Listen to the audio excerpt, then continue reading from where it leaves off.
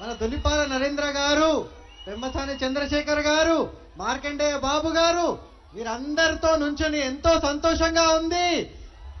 ఈ కూటమి ప్రభుత్వము వచ్చినప్పుడు నుంచి మన ప్రాంతము ఎంతో ఎంతో బాగుపడుతుందని పూర్తి స్థాయిలో నేను నమ్ముతున్నాను. పవన్ అన్న నాయకత్వంలో మనము ఎంతో ముందుకెళ్తామని కూడా నేను భావిస్తున్నాను. యువత అందరికీ నేను చెప్పేది ఒకటే, వైసీపీ వాళ్ళ తప్పుడు ప్రచారాలు మీరు వినకండి. వారు యువత కోసం ఏమీ చేయటానికి సిద్ధంగా లేరు. వారికి ఒకటే పని, బానిసత్వం. మీరు ఎంత పేదరికంలో బతికితే వారికి అంత బలము. ఆ వైసీపీ ప్రభుత్వానికి కానీ, వైసీపీ ఎంపీకి కానీ, ఎమ్మెల్యేకి కానీ మీ పేదరికమే వారి బలము, అభివృద్ధి లేనితనమే వారి బలము.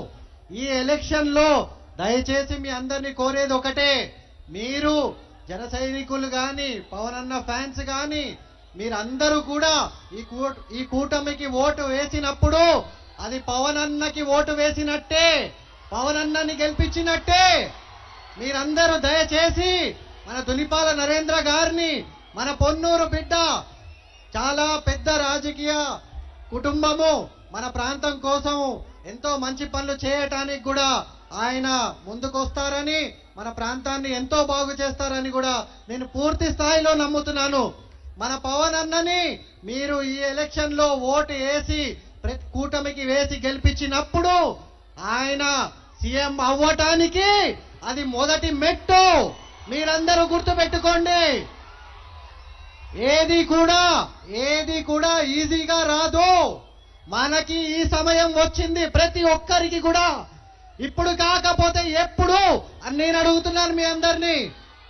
ప్రతి ఒక్కళ్ళు కూడా పొన్నూరు బిడ్డలు మనము పవన్ అన్నకి, దులిపాల నరేంద్ర గారికి, పెమ్మసాని చంద్రశేఖర్ గారికి పూర్తి మెజారిటీ ఇచ్చి మనం కులాలకి, మతాలకి అన్నిటికీ అతీతంగా నుంచుని రాష్ట్ర భవిష్యత్తు గురించి ఆలోచన చేస్తామని నిరూపించే సమయం ఇప్పుడు వచ్చింది. ఇది చెప్తూ ఎక్కువ సమయం తీసుకోను, కానీ భావాలని అర్థం చేసుకోండి. మీరు ఇంత ఎండలో కూడా అందరు ఇక్కడ వచ్చి నుంచున్నారు. మన పవన్ అన్న కూడా రోజుకి 4 మీటింగులు చేసి ఈ రోజు మన పొన్నూరుకి రావటం మన అదృష్టంగా నేను భావిస్తున్నాను.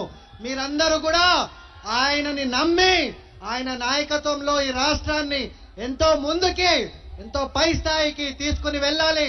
మన కోస్తా ప్రాంతాన్ని ఎంతో వెనుకబడేసిన ఆ వైసీపీ ప్రభుత్వాన్ని ఈ రోజు క్లీన్ బోల్డ్ చేసే ఒక అవకాశం అందరికీ వచ్చింది.